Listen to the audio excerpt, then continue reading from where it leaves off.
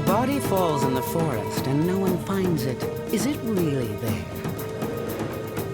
Today, police search a wooded area.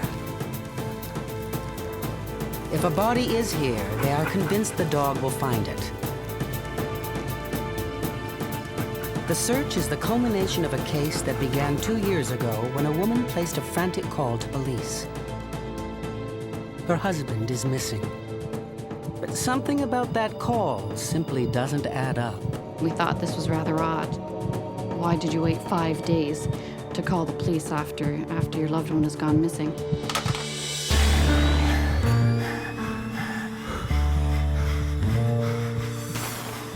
In true crime, investigation and conviction may take years. But every detective knows that the crucial clue is always there, somewhere in the first 72 hours.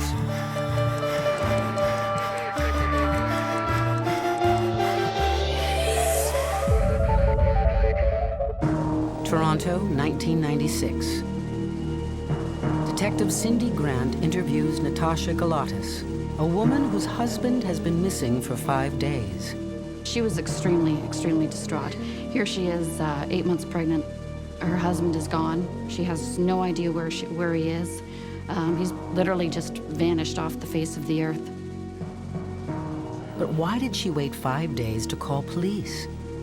Natasha says it's because of what happened on the day her husband, Nico, disappeared. He spent the day socializing with his friend and business partner, George Marinucci. A normal day, except thinking back, Natasha believes they were trying to hide something. Nico promised to be home in time for supper. Bye, guys. At 11 p.m., Nico was still not home. She called George. George came right over. He produced a number where Nico could be reached. It was not in service. Natasha wanted to call police, but George said no. If you call police, Nico's life is in danger. Natasha says George wouldn't tell her why someone would want to hurt her husband. Detective Grant needs to know. The detective finds George Marinucci in his garden.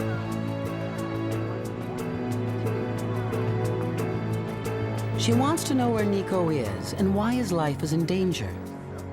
George hesitates, but realizes it's time to tell his story. He says that he and Nico have been selling bootleg liquor, usually just a case or two a week. But they were about to make a much bigger deal. They met with a couple of guys who offered them 500 cases at a killer price.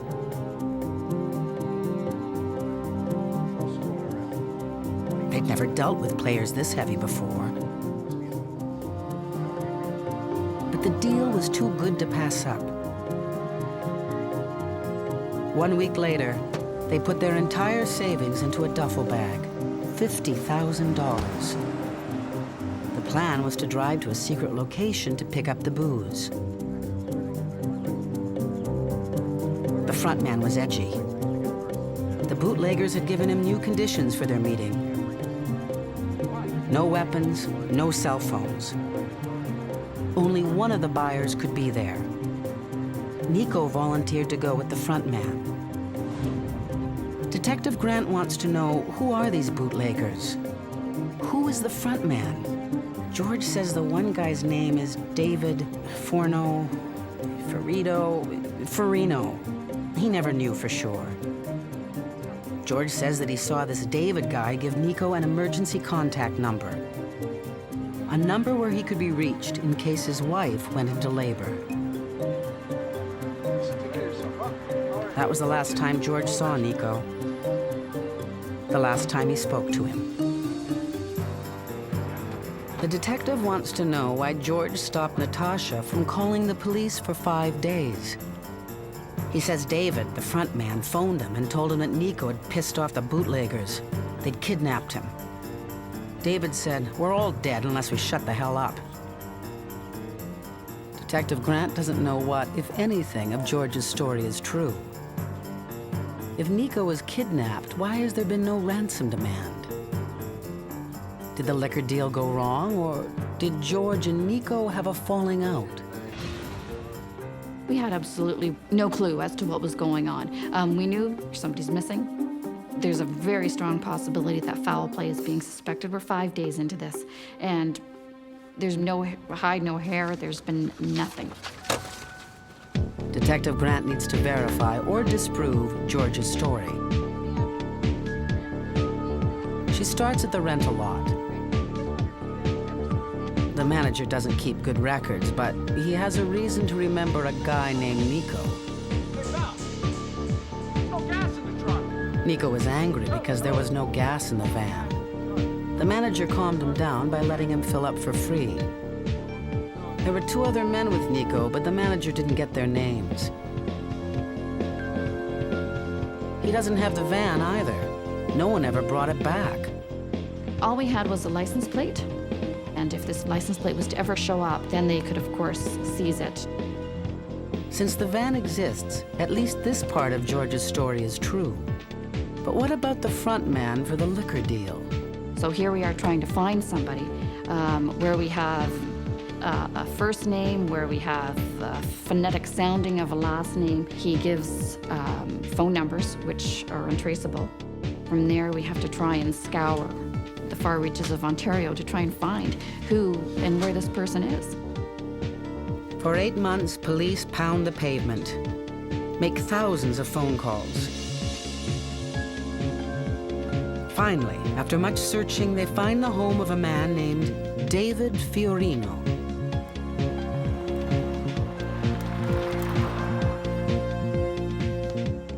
Records show that he purchased the home recently for himself and his new wife.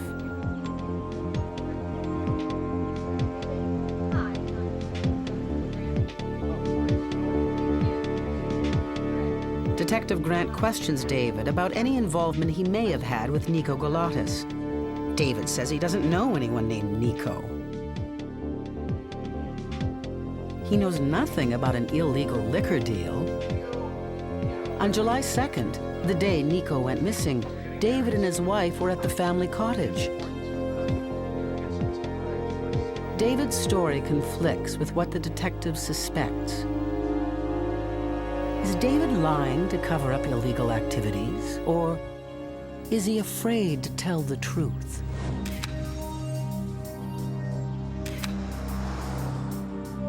The day that David was interviewed, his house was being watched by the police, and suddenly this person shows up.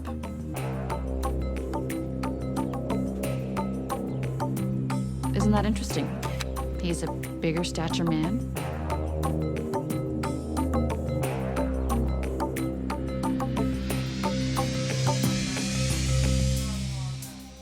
Detective Grant shows the surveillance pictures to George and Natasha. George recognizes the big man. At the donut shop meeting, he was David's silent partner. Chances are good he knows what happened to Nico. Or maybe he made it happen.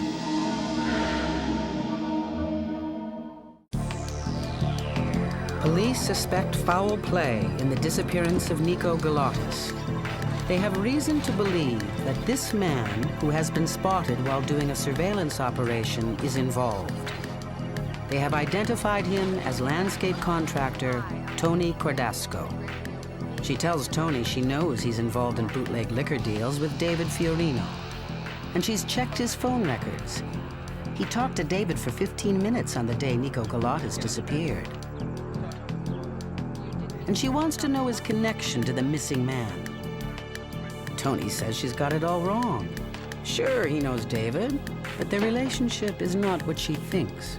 Tony turned out to be an ex-boss of David.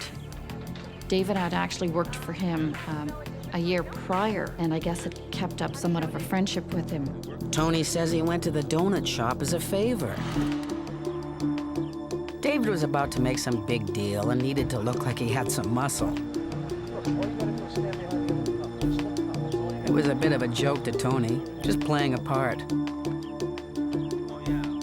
What about the 15-minute call on the day Nico vanished? Tony says David was just shooting the breeze. He didn't say what he was doing, didn't say where he was. Tony's story could be true, or he could be lying to cover up his involvement in a major crime. Either way, the detective has ways to find out where Nico and David were headed on the day Nico disappeared.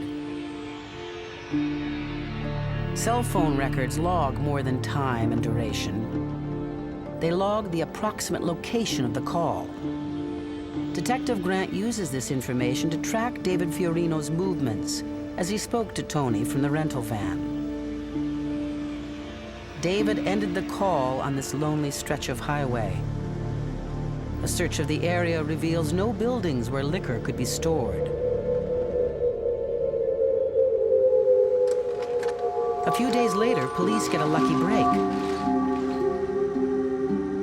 The rental company has located the missing van, abandoned in a parking lot in a nearby small town. We checked it for blood, for fingerprints. There was nothing on it. Absolutely nothing on it. But the detective is not finished with this piece of evidence. She remembers Nico's partner said the liquor deal was for 500 cases. She checks the weight of the cases versus the load capacity of the van. We did some measuring, and of course we found out no way under this moon could that vehicle hold 500 cases of liquor. 500 cases, nearly 10 tons. Probably would have blown out the tires completely. It's physically impossible. This leads Detective Grant to one conclusion. There never was going to be any liquor deal. If there never was a liquor deal, what happened to George and Nico's $50,000? Detective Grant gains access to bank records for everyone involved in the case. We found that on the day after our victim went missing, that David had in fact gone to his local bank with just shy of $27,000 in cash, and he had paid off some debts. The detective canvasses David's old neighborhood and discovers he also purchased a new truck. The seller remembers David Fiorino very well. It's hard to forget a flashy guy in his 20s who pays for a $12,000 truck with cold, hard cash. So now you have, within 2 days of this $50,000 gone missing, our victim going missing, you have a good hunk of that money has been spent by David. It's looking more and more like Nico was murdered for money, and David may be the only person who knows where the body is.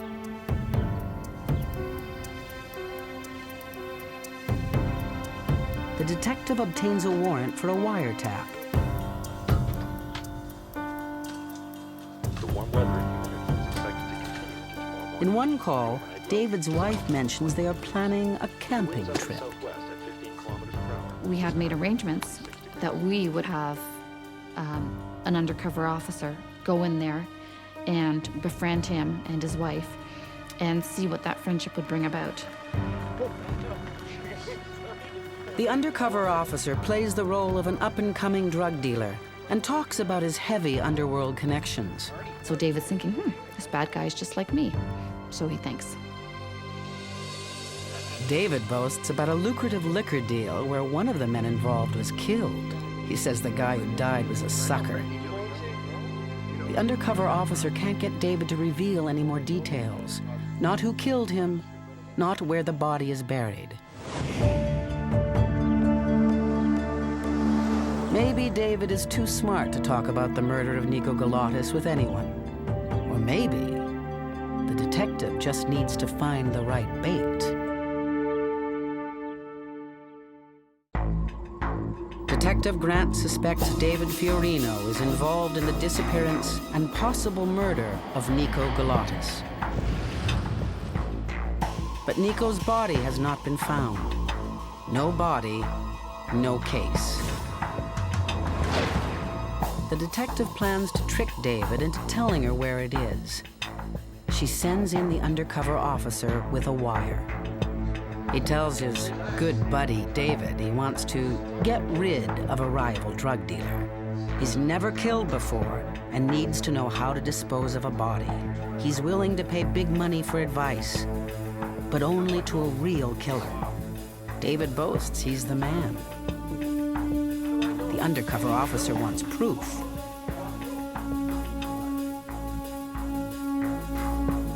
David shows him a police poster of Nico Galatas. He comes out to say to our undercover officer, oh, this is something that I was involved in, and this is my souvenir of that. He says he's never told anyone before, not even his wife. He didn't have the heart to tell her he'd killed someone so he could put a diamond ring on her finger. The detective gets it all on tape. But if she presents this evidence in court, David can claim he was lying about being a murderer to impress the undercover officer. Without corroborating evidence, without the location of the body, police have no chance of a conviction. The detective decides to turn up the heat. She brings in Tony Cordasco for questioning. She tells Tony, like it or not, he's involved. Tony took a 15-minute call from David around the time Nico disappeared. Detective Grant knows Tony's still holding back on her, but she has no cause to detain him when he asks to leave. She manages to get him alone on his way out. I asked him, I said, do you know more than you're telling us? And he did indicate to me that, yes, he did know more. He was also afraid if he said too much that he and his family would be in jeopardy. David had told him that the bootleggers would kill anyone who talked with police. Detective Grant tells Tony that David lied to him. There never was any liquor deal. There never were any dangerous bootleggers. Tony realizes he's been played for a fool, and he decides to come clean. He did indicate to me that he knew where our victim was. He takes the detective to a wooded area close to the last known location of David's cell phone call. Tony is adamant he had nothing to do with the disappearance of Nico, and that he'll testify to that effect in court.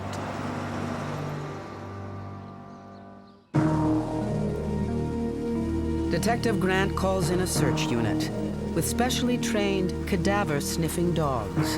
When you're looking at the decomposition of human remains, there's going to be a leaching of body fluids into the soil.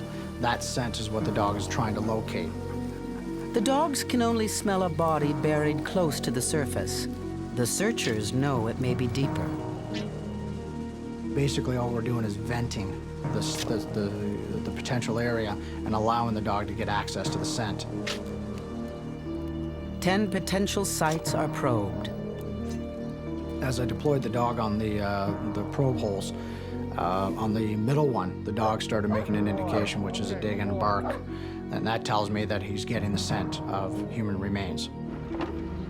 A backhoe starts to dig, very carefully, removing a few inches of the surface at a time. As we got down further and further, our olfactory, our sense of smell was able to pick up the scent, and the dog just was going crazy. Inch by inch, the ground is taken back, and eventually 6 feet under, there we find actually the shoulder of our victim. The body has been buried for 19 months. It is badly decomposed. Investigators find a wallet and the driver's license of Nico Galatas. Detective Grant visits Nico's wife, now bringing up a baby boy who will never know his father. She tells Natasha the news she has been expecting, dreading, for almost 2 years. She had always said that there was just a small glimmer of hope that maybe he was out there and that he was alive, and that news, that me telling her that we had found him and he wasn't indeed passed on, that was the final closure. he was gone.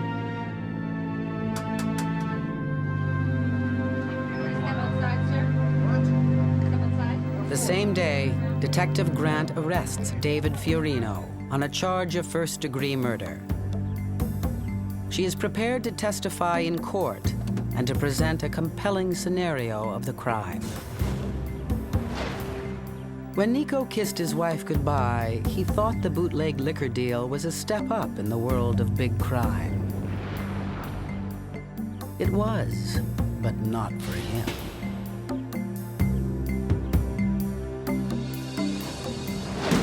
Police don't know how David Fiorino murdered Nico, but they believe that within a few hours of leaving the van rental lot, he was burying Nico's body.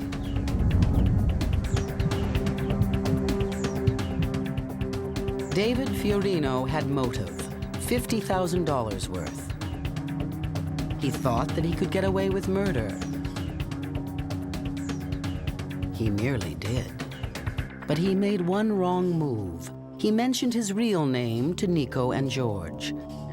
And even though George could not remember the name accurately, this small piece of information gathered just a few hours after the investigation began led to Fiorino's demise. On the basis of the investigation and testimony by Detective Cindy Grant, the court found David Fiorino guilty of first-degree murder.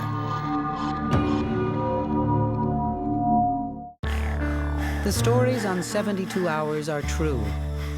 The detectives and forensic scientists are the ones who actually worked on the case. The names of the victims are fictitious. The names of the convicted are real.